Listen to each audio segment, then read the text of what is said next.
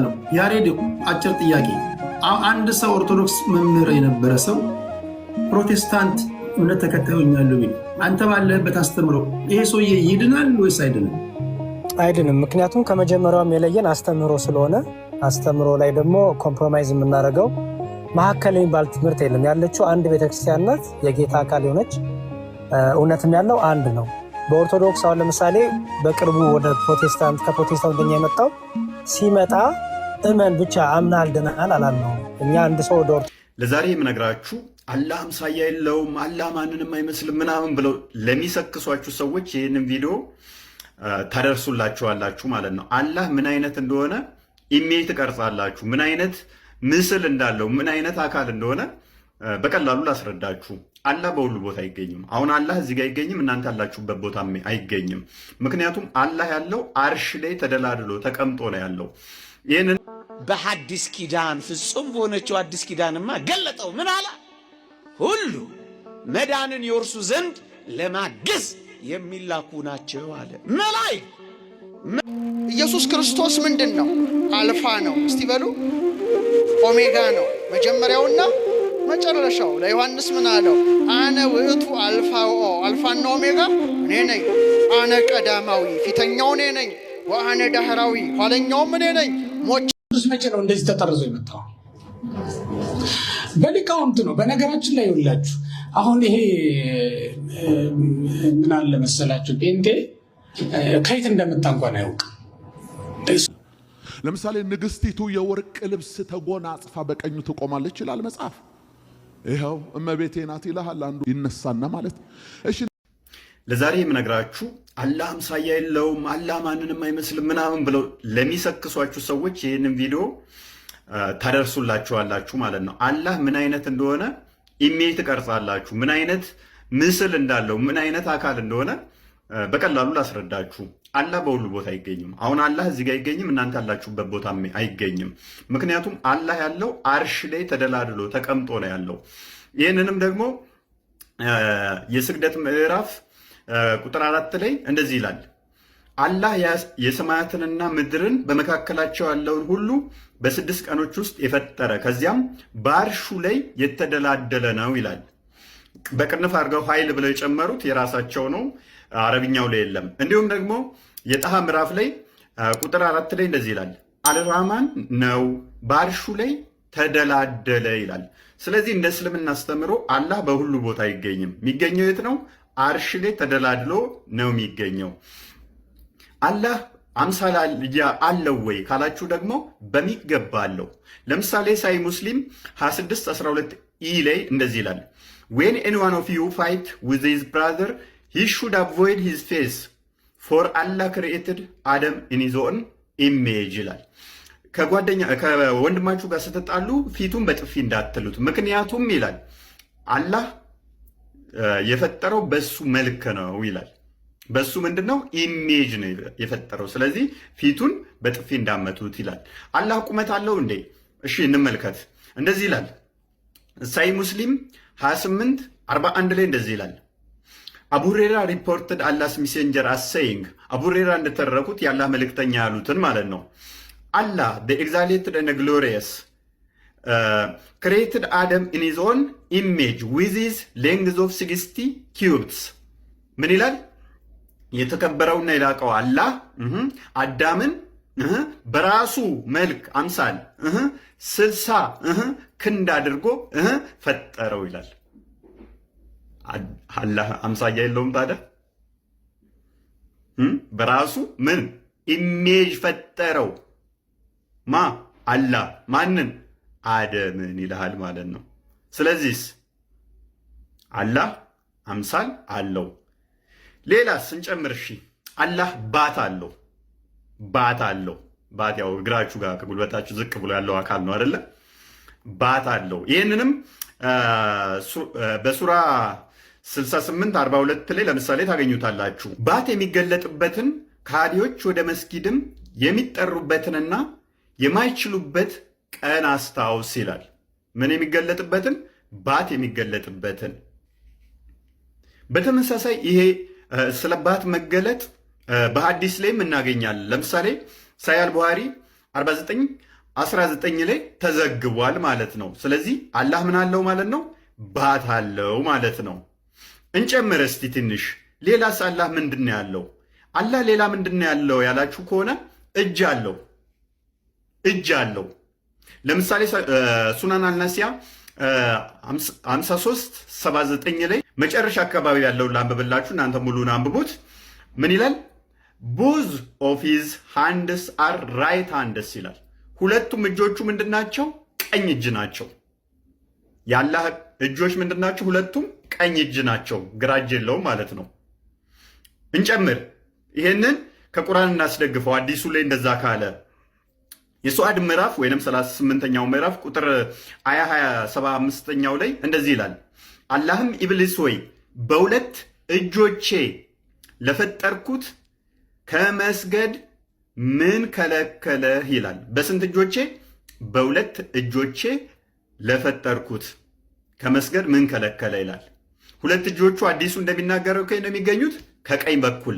ይሄንን አንድ እንጨምር፣ ምክንያቱም ላያምኑ ስለሚችሉ እንደገና ተጨማሪ መረጃ ልስጣችሁ። ጀሚ አልተርሚዲ 33:7 ላይም እንደዚህ ይላል። while his two hands were closed, choose which one of them you wish. He said, I choose the right, my Lord, and both of the hands of my Lord are right. Blessed ይላል። ሁለቱም የአላህ የፈጣሪ እጅ የቀኝ እጅ ናቸው ይላል ማለት ነው። ስለዚህ አላህ ምን አለው ማለት ነው? ሁለት ቀኝ እጆች አሉት። ግራ እጅ አለው ወይ? የለም፣ አላነበብንም። ግራ እጅ አለው ካሉን ሊያሳዩን ይገባል ማለት ነው። በተመሳሳይ እንደገና ደግሞ አላህ ምን አለው? እግርም አለው። አላህ ምን አለው? እግር አለው። ለምሳሌ ሳሂህ ቡኻሪ 48:48 ላይ እንደዚህ ይላል። አነስ ናሬትድ አነስ እንደተረከው the prophet said the people will be thrown into the hellfire and it will say ነቢዩ እንደዚህ ያሉ ሰዎች ወደ እሳት ወደ ገሃነም እሳት ማለት ነው ይጣላሉ። ከዛ ወዲያ እንደዚህ ይላል are there any more to come የሚቀራለ የሚመጣለ ይላሉ። ይሄንን ሱራ 50 ቁጥር 30 ላይ ወይንም 20:30 ላይ በቁርአኑ ላይ የሚገኛል ማለት ነው። till Allah put his foot over it and it will say ቃታ ቃታ ቃታ ኢነፍ ኢነፍ ኢነፍ እግሩን አላህ ገሃነም ውስጥ እስከሚከት ድረስ ሰዎች ይከተቱበታል። ከዛ ወዲያ አላህ እግሩን ገሃነም ውስጥ ያስገባ በቃኝ በቃኝ በቃኝ በቃኝ ትላለች ማለት ነው። ገሃነም የምትሞላው በአላህ እግር ነው ማለት ነው። ስለዚህ አላህ ምን አይነት እንደሆነ ታዝባችኋል ማለት ነው። በሁሉ ቦታ አይገኝም። አርሽ ላይ ነው ያለው። ሁለት ቀኝ እጆች አሉት። ባት አለው። ሁለት ቀኝ እጅ ካለው ባት ካለው እግር ካለው አይን እንዳለውም ይናገራል። የአይን ተደጃል ጋር የሚለያዩበትም አላህ አንድ አይን አይደለም ይላል። ደጃል ደግሞ አንድ አይን ነው ያለው። ኦኬ። ስለዚህ አላህ ምን አይነት ነው? አዳምን የፈጠረው በራሱ መልክ ነው። አዳም ቁመቱ 60 ክንድ ነው። አላህን በአይምሯችሁ ሳሉት። ይመቻችሁ። ቻው። በሐዲስ ኪዳን ፍጹም በሆነችው አዲስ ኪዳንማ ገለጠው። ምን አለ? ሁሉ መዳንን ይወርሱ ዘንድ ለማገዝ የሚላኩ ናቸው አለ። መላእክት መዳናችንን እንድንወርስ የሚያግዙን ናቸው። ኦርቶዶክሳውያን መልአክ አያስፈልገኝም እንዴት ትላለህ? መዳንህን እንድትወርስ የሚያግዝህ ከሆነ ያስፈልግሃል አያስፈልግህም? ግልጽ የእግዚአብሔር ቃል እኮ ነው የማይታበል። ለመዳንህማ መልአክ ያስፈልግሃል። ይኸው ሁሉ መዳንን ይወርሱ ዘንድ ለማገዝ መዳናችንን እንድንወርስ መዳናችንን እንድንፈጽም መንግሥተ ሰማያት እንድንገባ ያግዙና ይረዱና ያንዳችን ለአንዳችን መጸለያችን እንኳን ለመዳናችን ጠቃሚ እኮ ነው። ኦርቶዶክሳውያን እንኳን የከበረው መልአክ ጸሎትና ልመና ሁሉ መዳንን ይወርሱ ዘንድ ለማገዝ የሚላኩ መናፍስት ናቸው። ትምህርቴን ልጠቅልለው። ሁሉ መዳንን የወርሱ ዘንድ ለማገዝ ማለት ልመና ተዋት የሚል ነው። ይሄንን ማን ሊክድ ይችላል? እንቅደደው፣ እናውጣው፣ አያስፈልጉም እንበል። ይህን በማስረጃ አሳይቼ ላብቅ። ወገኖቼ እስራኤል በባቢሎን ምርኮ ለ70 ዘመን ሲቀጡ ትንቢተ ዘካርያስ ምዕራፍ 1 ቁጥር 12 የምታውቁትን ጥቅስ ነው የምተርክላችሁ። ይሄ ጥቅስ አቤቱ የሰራዊት ጌታ ሆይ እነዚህ 70 ዘመን የተቆጣቸውን የኢየሩሳሌምና የይሁዳን ከተሞች የማትምራቸው እስከ መቼ ነው ያለው እኮ እግዚአብሔር መልአክ ነው። አንዳንዶች እስከ መቼ ነው እኮ ነው ያለው። ጊዜውን እኮ ነው ማወቅ የፈለገው መልአኩ። ረቡዕ ነው፣ ዓርብ ነው፣ መቼ ነው እኮ ነው የሚለው። ማራቸው እኮ አይደለም የሚለው፣ ጊዜውን እኮ ነው የሚጠይቀው ይሏቸዋል። እኛ ደግሞ ምን እንላለን? አቤቱ ማለት ጊዜ ማወቂያ ነው የመለመኛ ብለን እንጠይቃቸዋለና። እኔ ዞር ብዬ አሁን ጌታ ሆይ እስከ መቼ ትረሳኛለህ ብል ቀኑን ንገረኝ ማለቴ ነው ወንድሞቼ። ምን ማለቴ ነው? ማረኝ አስበኝ ማለት አይደል? እስከ መቼ ነው ማትምራቸው ማለት ምን ማለት ነው? ማራቸው። በስላሴ ታምናለህ? በጣም ስላሴ በመለኮት ስንት ነው? 3 በአካልስ? በአካል 1 ነው። በአካል 1 በመለኮት 3። በጣም ጥሩ። እና ነቢይ ነህ? አዎ ጌታ ይመስገን።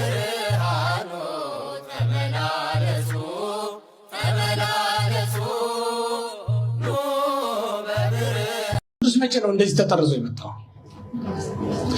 በሊቃውንት ነው። በነገራችን ላይ ይውላችሁ አሁን ይሄ ምን አለ መሰላችሁ፣ ጴንጤ ከየት እንደመጣ እንኳን አያውቅም። ስለማያውቅ መጽሐፍ ቅዱስ ብቻ እያለ ይፎክራል እንጂ ይሄ ራሱ በትውፊት ነው የመጣው። ይሄንን ያመጣውን ትውፊትን ንቆ ይሄንን በትውፊት የመጣውን ተቀብሎ ያናንቃል። በሌላ አነጋገር ከተመኛ ምን አለ ይባላል፣ ወተት ከምንድን ነው የሚወጣ ከምንድን ነው የሚገኝ ብለው ቢጠይቁት የከተማኛ ልጅ ምን አለ? ከፍሪጅ።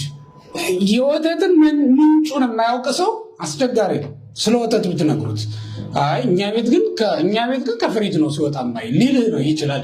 ከዚያ ሊያልፍ አይችልም ማለት። ምክንያቱም ላም ስትታለብ አይቶ አያውቅም። ቢበዛ የት ድረስ ይሄዳል መስለ? ሱፐር ማርኬት ድረስ ነው የሚሄደው ሲገዛ አይቷልና። ከዛ ሊያልፍ አይችልም መሄዳ ወስዳችሁ ካላሳያችሁ። አሁን ይህን መጽሐፍ ቅዱስኛ እንዴት እንዳመጣ ነው እንዴት ጠብቀን እንዳቆየ ነው ስለማያውቅ መጽሐፍ ቅዱስ ብቻ ብሎ ለእኛ ሊያስተምረን ይፈልጋል ማለት ነው። ይህ ብቻ በቂ ነው እያለ ለእኛ ሊያስተምረን ይፈልጋል። ቤቱን እንዴት እንዳቆያችሁት እንዴት እንደያዛችሁት የማያውቅ ልጅ ይነሳና ዛሬ ባባዬ ይህ ሁሉ ምን ያደርጋል? ለምን ትጨነቃለህ? እኛ እኮ ትንሽ እንዲህ አድርገን መኖር እንችላለን ብሎ ለአንተ የኑሮ ሲስተም ሊያስተምረህ ሲፈልግ አያናድድም? ቤተክርስቲያን ናት እንጂ መጽሐፍ ቅዱስን ያስገኘች ቤተክርስቲያንን ያስገኘ መጽሐፍ ቅዱስ የለም። ይሄን መጽሐፍ ቅዱስ ቤተክርስቲያን ናት የሰጠችን እና በቤተክርስቲያን ላይ የተገኘውን ነገር የቤተክርስቲያን መተቻ ሊሆን በፍጹም አይችልም ማለት ነው። እና ይሄ ሰነድ እንዲህ ሰነድ ሆኖ እንዲገኝ ያደረገችው ቤተክርስቲያን ናት። ጠብቃም ያቆየችው ማለት ነው። ትውፊት ከመሆን በትውፊት ጠብቃ ተቀብላ አንድ ላይ ሰበሰበችና በጣም ብዙ ወንጌል እኮ ነው ነበር የተጻፉ ወንጌሎች ራሱ በወቅቱ አሳሳች ወንጌሎች በጣም ብዙ ገብተው ነበር። እነሱን ሁሉ አጥፍታ ነው እንግዲህ ቤተክርስቲያን የለም የኛው ትክክለኛው ትምህርት ይሄ ብቻ ነው ብላ መርምራ እውነተኛውን ትምህርት የያዙትን ብቻ መርምራ እንሆ ብላ የሰጠችን የኛ ቤተክርስቲያን ናት። እኛ እኮ ብንሆን በዚህ ዘመን በአንድ ሰው ታሪክ እንኳን አንስማማም እኮ እንኳን በአንድ ተቋም ታሪክ በአንድ ሰው ታሪክ እንጣላለን። የለም እንትና እኮ እንዲህ ነበር ይላል አንዱ ተመስቶ የለም እንደዚህም አይደለም እንደ አይነት ሰው አይደለም አንተ እንደምትለው ሁሉንም ሆኖ ሊሆን ይችላል እኮ ያ ሰው ግን እንደዚህ አይደለም እያለ ስንከራከር የምንኖር አይነት ሰዎች ነን። ባጭሩ ግን ምን ለማለት ነው? መጽሐፍ ቅዱስን እንዲህ አድርገው የሰጡን አባቶቻችን ናቸው። እስከ 325 ዓመተ ምህረት ድረስ በስም ራሱ ገሌ ናቸው የኛ መጽሐፍ ተብሎ አልታወቀም ነበር። ውሳኔ የተወሰነው 325 ዓመተ ምህረት ላይ ነው። በቃ የኒቅያ ጉባኤ ወሰነና የኛ መጽሐፍት 81 ናቸው፣ ስማቸው ገሌ ናቸው ብሎ በስም ዘርዝሮ የተገኙትን አንድ ላይ ሰብስቦ አስቀመጣቸው። ያልተገኘ ግን ነበረ በወቅቱ የዮሐንስ ራእይ በተለይ አልተገኘም ነበር። በኋላ ነው ዮሐንስ አፈወርቅ እስኪጽፈው ድረስ መልሶ አልተገኘም ነበር። ያም በዘመኑ ሲጻፍ ተጨመረ። ስሙን ግን አስቀምጠውታል አብረው የዮሐንስ ራእይ ሲገኝ ይግባ ብለው ማለት ነው። ስሙን አስቀምጠውት ነው ሄዱ። በዚህ መልኩ ተጠቅሎ ነበር የተቀመጠው። ከዛ በፊት የነበረችው ቤተክርስቲያን እንዴት ነበር የምትተዳደር? በቃል ሐዋርያት በዓይናቸው ያዩትን ያስተማሩት። በዓይናቸው ያዩትን ደግሞ ጻፉልን ሲሏቸው ጻፉት እንጂ በመጀመሪያው 100 ክፍለ ዘመን የነበሩ ምዕመናን አሁን ቢነሱ ይህን መጽሐፍ ቅዱስ አያውቁትም። እንደዚህ ሆኑ። ጴጥሮስ ያጠመቃቸው ጳውሎስ ያጠመቃቸው ምዕመናን አሁን በዚያ ዘመን የነበሩት ቢነሱ አያውቁትም። ቆሮንቶስ ላይ ጳውሎስ ያስተማራቸው ምዕመናን ከቆሮንቶስ መልእክት ውጭ አያውቁም። የጳውሎስ 14 መልእክት አለው እኮ ብትሏቸው ዛሬ ከቆሮንቶስ መልእክት ውጭ ሌላ አላውቅም ነው የሚሏቸው። ግን ድነዋል አልዳኑ? ድነዋል ይብላችሁ። እንደዚህ ይህን ሁሉ በቃለ ስለሸመደድክም አትድን። ይሄ ብቻ እያልክ ስለፎከርክም አትድን። እንዲህ ባለ መንገድ የመጣ ነው እና ይህን ስለማያውቁ እነሱ የልጅ ነገር ዛሬ ሰምተው የመጽሐፍ ቅዱስ ብቻ እንትና ብቻ የሚል ነገር ሲፎክሩ የሚታየው ከዚህ የተነሳ ነው ለማለት ነው። ወደ ጠባቂ መልአክ ጸልይ ታውቃለህ? ጠባቂ መልአክ ሁሌ ያብሮሃል። ለአፍታ ብቻ ነው መሆን አችልም፣ ሁሌ አብሮ ስላለ ማለት ነው። ጸልይ ታውቃለህ? እስቲ ዛሬ ጠዋት ቀስቅሰኝ ቤተክርስቲያን ልሂድ እስቲ አስችለኝ፣ አቅቶኛል፣ አበርታኝ ብሎ አጣቅ። ሌላው ሁሉ ቢቀር ቢያንስ ክርስትና ስም ሲሰጠው የሆነ ቅዱስ ይሰጣል አብሮ። በቃ በስሙ መጠራቱ እኮ አንድ ቃል ኪዳን ነው። በስም የተጠራ በስምሽ የተሰየማል የተባለችው እመቤታችን መጣ አንድ ቃል ኪዳን። ልክ እንደ ክርስትና አባት ክርስትና እናት ሆኖ አብሮን የሚኖር ቅዱስ ነው። እኛ ስላላቀረብ ነው እንጂ ማለት ነው። የእግዚአብሔርን ድምጽ መስማት ያልቻልነው በጣም በኃጢአት ስለተሸፈንን ነው። የሆነ ኃጢአታችን እየበዛ ሲመጣ ከእግዚአብሔር እየራቅን ስንመጣ እግዚአብሔር ሲናገረን ለመስማት አልቻልንም፣ ሩቋል። ወደ እግዚአብሔር እየቀረብክ በመጣ ቁጥር ራስን ንጹህ እያደረግክ በመጣ ቁጥር እግዚአብሔር ለመስማት እድል ታገኛለህ። እስመ በንጹህ መንፈስ ነቢያት ርዩ ለእግዚአብሔር፣ መንፈስን ንጹህ በማድረግ ነቢያት እግዚአብሔርን አይተውታል ይላል መጽሐፍና ንጹህ ራስን ትንሽ በንስሐም በምንም እያነጻ ስንመጣ ክሊር ሆኖ ታያለህ። የእግዚአብሔር ስራ ህይወት ውስጥ ትመለከታለህ በደንብ እጁ ሲሰራ ትመለከታለህ። አይፈታም ያልከው ነገር ሲፈታ ታያለህ። አልቋል ያልከው ነገር ሲቀጥል ታያለህ። አሁን የሚሰራልን የሚያደርግልን ነገሮች ሁሉ ማየት ያልቻልነው እሱን ማየት የምንችልበት ንጽህና ስለሌለን በጣም ተሸፍነን ስላለን ማለት ነው። እኔ በጣም አሁን ዲፕረስ ሆኛለሁ፣ በጣም በቃ ጨልሞብኛል የሚል ሰው ካለ እኔ ቻሌንጅ ላድርገው።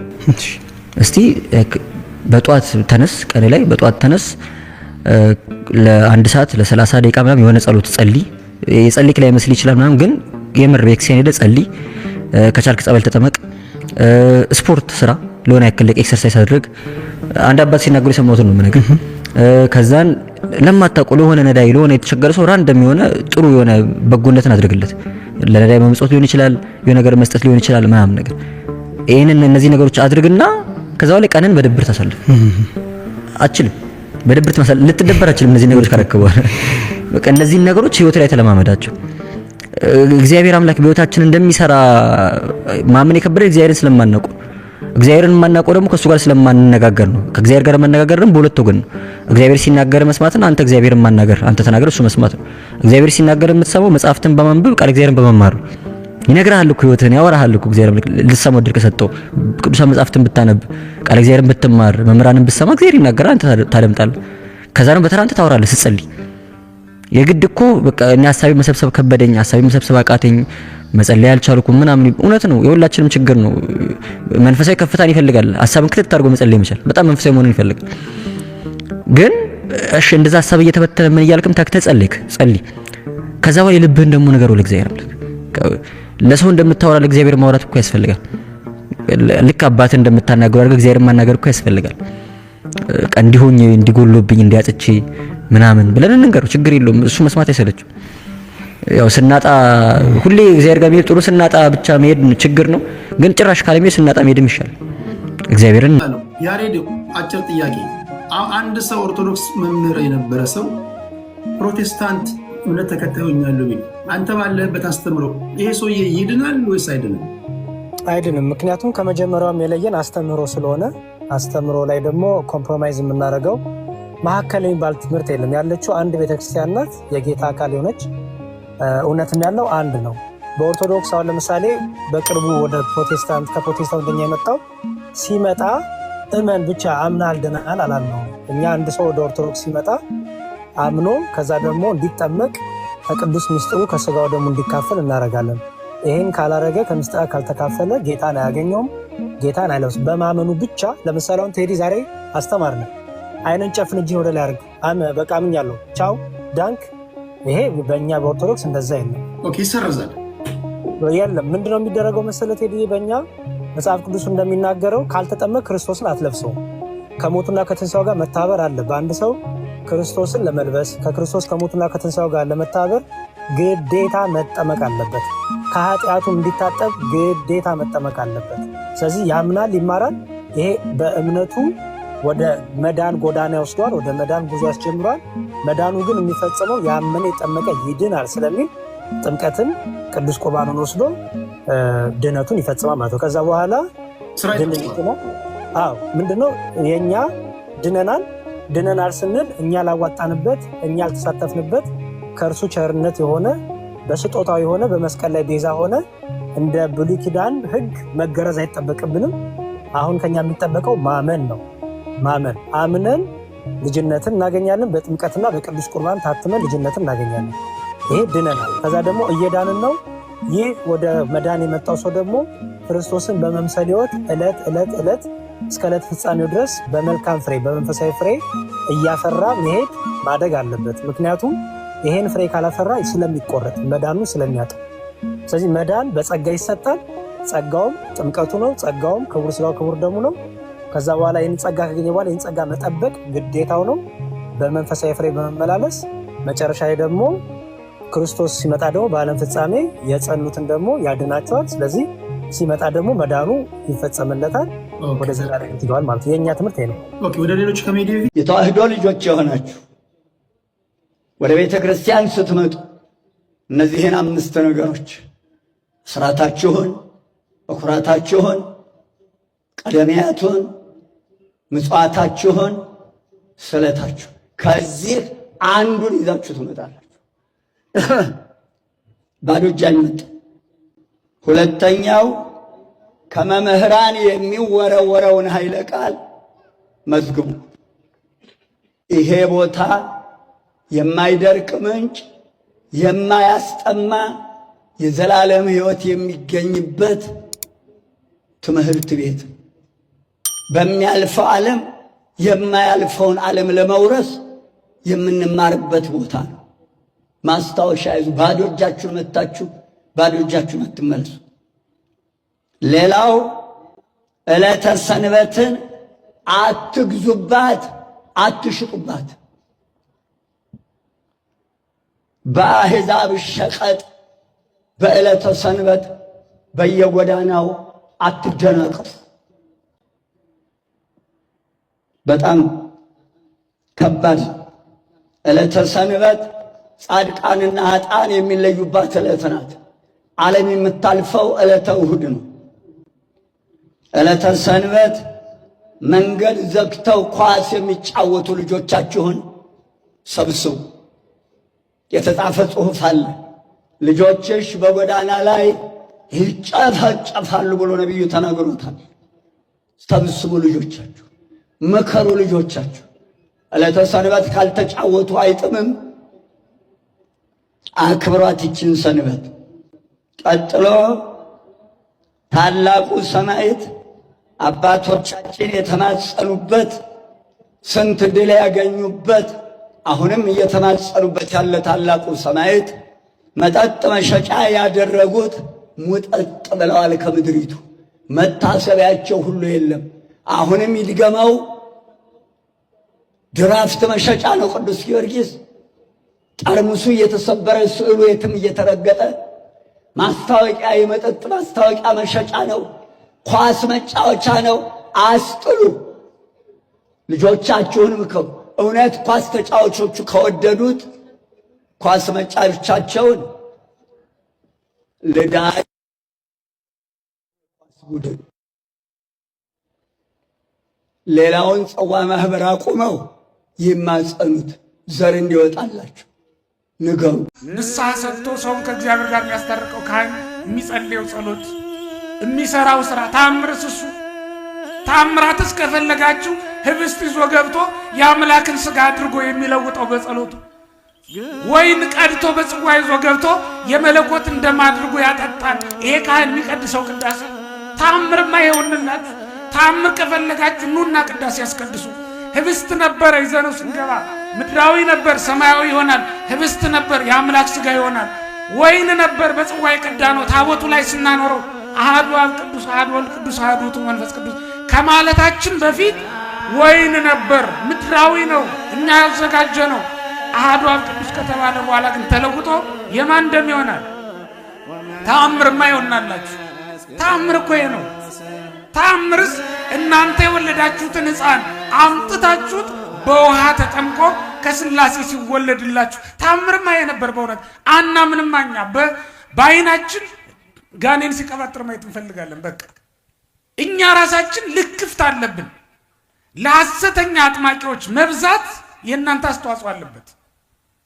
የኛ አስተዋጽኦ አለ። ግርግርታው ጃጃታው እሱን እንፈልጋለን። እኛም ቤት ውስጥ አንዳንድ ሹማምንት አስተዳዳሪዎች ጳጳሳት ሊኖሩ ይችላሉ። ገንዘባቸውን ብለው አምጥተው መድረክ የሚሰጧቸው ሰዎች ሊኖሩ ይችላሉ። የኛ ተአምር እንዳልሆነ እየታወቀ የኛ የሐዋርያት አይነት ፈውስ እንዳልሆነ እየታወቀ ታምራቸው የሚያደርጉት ታምራት ሐዋርያት እንዳደረጉት እንዳይደለ እየታወቀ የኛን አይነት ነቢያት እንዳልሆኑ እየታወቀ ቦታ የምንሰጣቸው ሰዎች ልንኖር እንችላለን። እኛ ይህ ነውር ነው። በቤተ ክርስቲያን ላይ አይቀለድም፣ አይዘበትም። እናንተም ጆራችሁን ለሰይጣን መስጠት የለም። የሰይጣን ስብከት እንዴት ትሰማላችሁ? እንዴት የሰይጣን ስብከት እንዲሰሙ ምዕመናን ይገደዳሉ? የክርስቶስን ድምፅ ሊሰሙ በተፈጠረላቸው ጆሮ ጌታ እኮ ምን ያለ ምንድነው ያለው? ድምፄን ይሰማሉ አይደል ያለው? የኔ የሆኑት በጎች ድምፄን ይሰማሉ ያውቁትማል ነው የሚለው ዮሐንስ ወንጌል ምዕራፍ 10 ላይ ስትመለከቱ።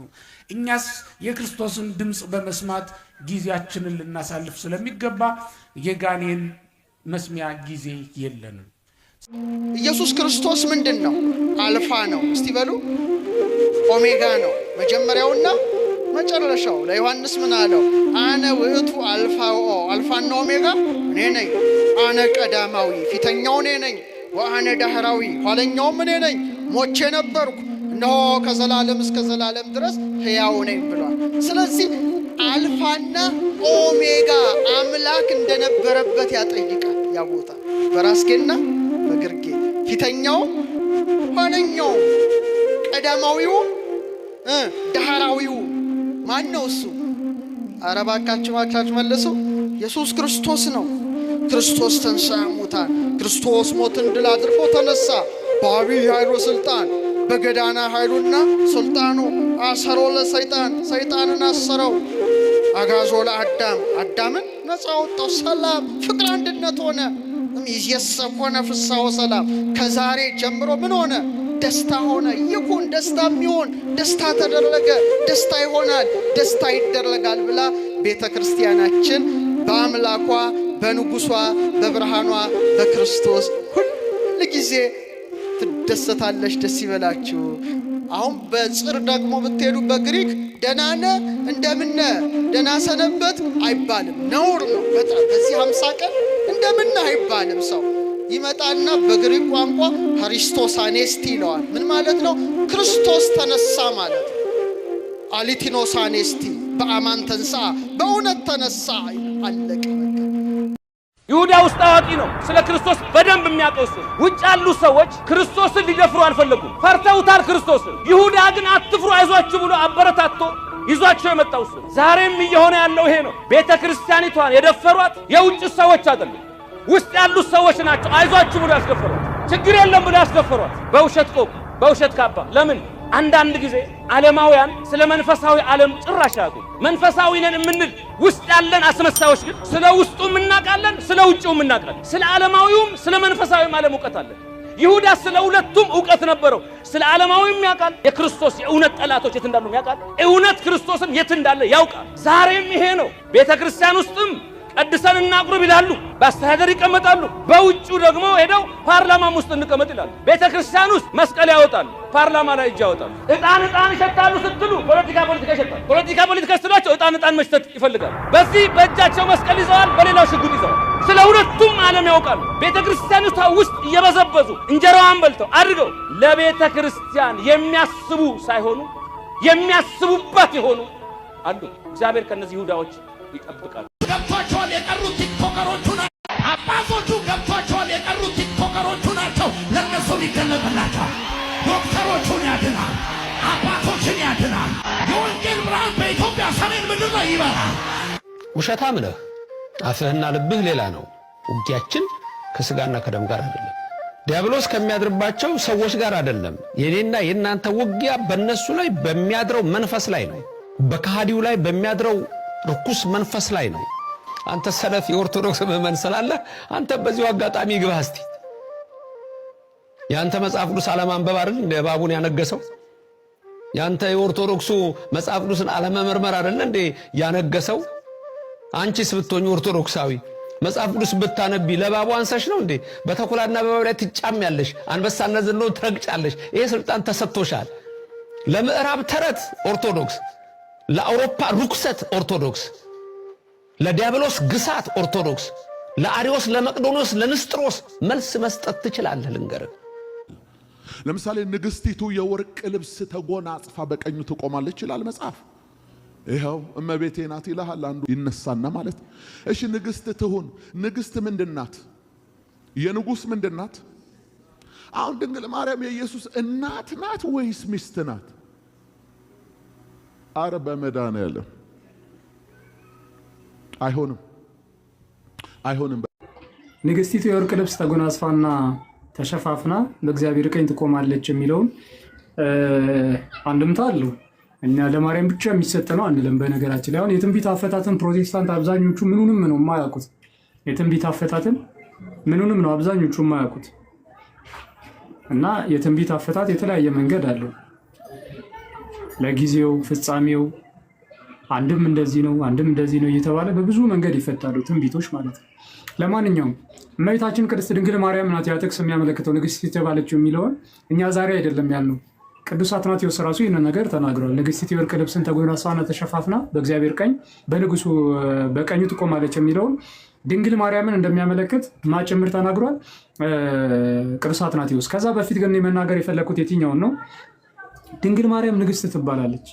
አዎ በእኛ ቤተክርስቲያን ማርያም ምንድናት? ንግስት ናት። የክርስቲያኖች ሁሉ ንግስት ናት። ምን ማለት ነው? የንጉስ ሚስት ናት ማለት ነው? አይደለም። አሁን ተሳስታችኋል። አሁን የንጉስ ሚስት ብቻ ነው ንግስት የምትባለው ብላችሁ የምታስቡ ከሆነ ስህተት ነው። በመጽሐፍ ቅዱስ ላይ የንጉስ እናትም ንግስት ተብላ ልትጠራ ትችላለች። ምን አልኳችሁ? የንጉስ እናትም ንግስት ተብላ ልትጠራ ትችላለች። ማስረጃ ለምሳሌ ትንቢተ ኤርምያስ ምዕራፍ 29 ቁጥር 2 ላይ ትንቢተ ኤርምያስ ምዕራፍ 29 ቁጥር 2 ላይ ምን ይላል መሰላችሁ? ይህም የሆነው የንጉሱ ኢኮንያን እናቱም እቴጌይቱ ላውጣና ላንብብላችሁ። እግዚአብሔር ተዋጊ ነህ። እናቱም እቴጌይቱ ጃንደረቦቹም የይሁዳና የኢየሩሳሌም አለቆች ጠራቢዎችና ብረት ሰራተኞችም ከኢየሩሳሌም ከወጡ በኋላ እያለ ይቀጥላል። እዚህ ክፍል ላይ ንጉሱ ኢኮንያን ከዛስ እናቱ ማን? እቴጌይቱ። ምን ማለት ነው? እቴጌ ማለት ምን ማለት ነው? ሰዎች እቴጌ ማለት ምን ማለት ነው? እቴጌ ማለት ንግስት ማለት ነው። የእንግሊዝኛውን ተመልከቱት። ይህንኑ ክፍል ማለት ነው። አፍተር ዳት ጃኮንያን ደ ኪንግ ኤንድ ደ ኩዊን ነው የሚለው። ንጉሱ ጃኮንያን እና ንግስቲቱ እናቱ ራሱ ማተብላ ትጠራለች፣ ንግስት ተብላ ትጠራለች። ሌላም ክፍል እንመልከት። እዚሁ ላይ ትንቢተ ኤርምያስ ምዕራፍ 13 ቁጥር 18 ላይ ትንቢተ ኤርምያስ ምዕራፍ 13 ቁጥር 18 ላይ ለንጉሱ እናት ለእቴጌይቱ የክብራችሁ አክሊል ከራሳችሁ ወርዷልና ተዋርዳችሁ ተቀመጡ በል ይላል። ለምሳሌ ለንጉሱና ለንጉሱ እናት ለእቴጌይቱ። ስቲል አሁንም እንግሊዝኛውን ተመልከቱት። ምን ይላል? say unto the king and the queen ለንጉሱና ለንግስቲቱ say unto the king and to the queen humble yourself እያለ ይቀጥላል ማለት ነው። በዚህ ክፍል ላይም ንጉሱና የንጉሱ እናት ንግስቲቱ ተብሎ ተጠቅሷል። የንጉስ እናት ንግስት ተብላ አዎ ትጠራለች፣ በእስራኤላውያን ትጠራለች። አሁን ሌላም ጥቅሶች አሉ በነገራችን ላይ የንጉስ እናት ንግስት እንደምትባል ማለት ነው። ንግስትነቷ እንዴት ነው ሲባል ከልጇ የተነሳ ነው። አሁን እሷ ንግስት ስለሆነች አይደለም ልጇ ንጉስ የሆነው። ተመልከቱ፣ እርሷ ንግስት ስለሆነች ሳይሆን ልጇ ንጉስ የሆነው ልጇ ንጉስ ስለሆነ ነው። እናቱም ንግስት ተብላ የተጠራችው የልጇ መንገስ ነው እናቱን ንግስት ያስባላት። ምን ማለት ነው?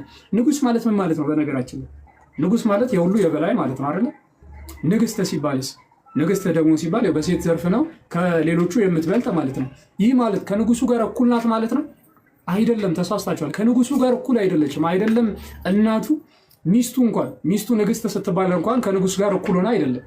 የንጉሱ ንጉስነት ነው ሚስቱን እንኳን ንግስት የሚያስብላት። ይቺ ሚስቱ እንኳን ከእርሱ በታች እንጂ ከእርሱ እኩል አይደለችም። ከእርሱ በታች እንጂ ከእርሱ በላይ አይደለችም፣ እኩል አይደለችም። ድንግል ማርያም ንግስት ተብላ ስትጠራ ከኢየሱስ ጋር እኩል ሆነው ምናምን ፍጥረታትን የሚገዙ እንደዛ አይነት ማለት በፍጹም አይደለም። ምን እያልን ነው?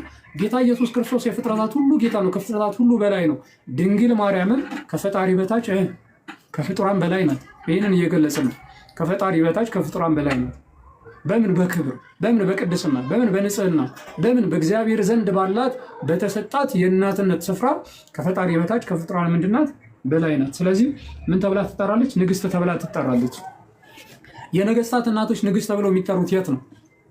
ንጉሱ ለምሳሌ የኢኮንያን እናት ንግስት ተብላ የምትጠራው ኢኮንያን በሚገዛበት ስፍራ ነው አይደለ?